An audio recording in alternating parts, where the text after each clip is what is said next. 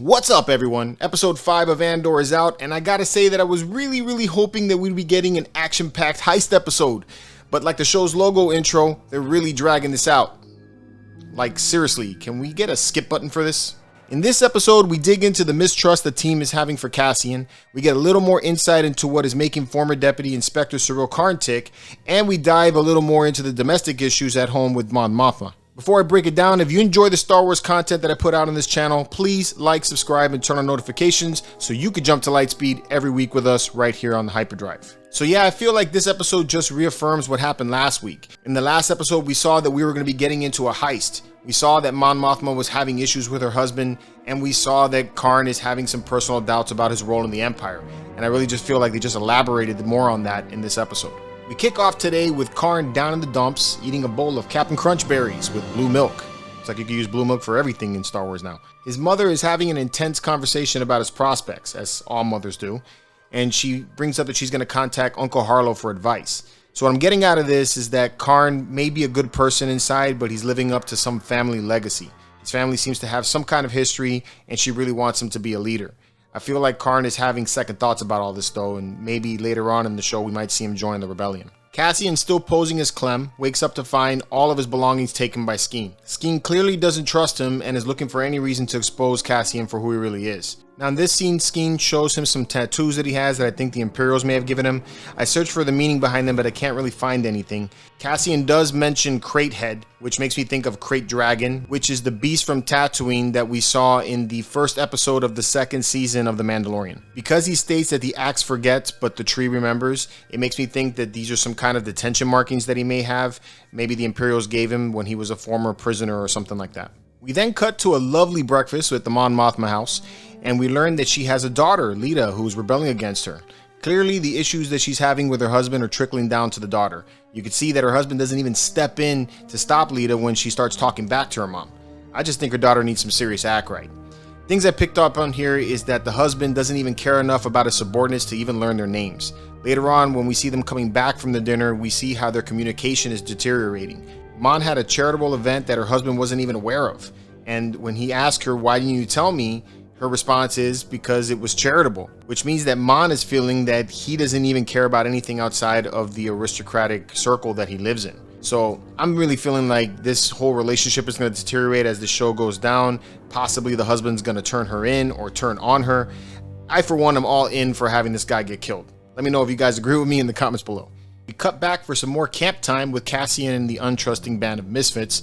Nemik shows Cassian some old navigational tech that was used before the Empire, and he talks about how it can't be hacked and how we should stop using Imperial tech if they want to be free. Really what they show in this episode with the team is that even though they've had months to plan this heist, they still don't have it all together. Even Cassian says, what would they have done without him? They show that they don't know how to determine the weight of the train that they're stealing. They even show that they don't know how to position themselves as troops when they're doing their practice march. Stuff that Cassian probably is only aware of because of his time spent in the Imperial Army. Also, they show the great mistrust that this team has for Cassian. He tries to be friendly with Cinta, for example, but he just keeps getting hit back with resistance. Everyone except for Nemik, that is. And while they're doing their marching training, we get a cool Buzz the Tower moment. This is Ghost Rider requesting a flyby. Negative, Ghost Rider. The pattern is full. Meanwhile, back at the ISB, Dedra is putting together clues and evidence to gain control over Ferrix from Blevin. Her subordinate talks about different weapons and tech stolen from several planets, and talk about a lot of name dropping. Hosnian Prime that he mentions is the planet that will become the future home of the Galactic Senate in the sequel trilogy. It's shown as one of the planets that gets destroyed by Starkiller Base towards the end of The Force Awakens. Kessel is the planet that we saw in Solo and the site of the famous Kessel Run. Fondor is the planet that hosts a shipping yard that constructs Darth Vader's ship, the Executor. And Jakku is the desert planet that we saw at the beginning of Force Awakens. Later we catch back up with Karn and his mother. He's still eating Captain Crunch berries, by the way. Mother lets out that something that Karn did is what brought them down to their current status. Now, I don't know what that is, but Karn definitely doesn't like to be reminded about it. Curious to see what that is actually about. She does continue to mention Uncle Harlow and how Uncle Harlow has some kind of design for him, right? So I'm curious to see who this guy really is.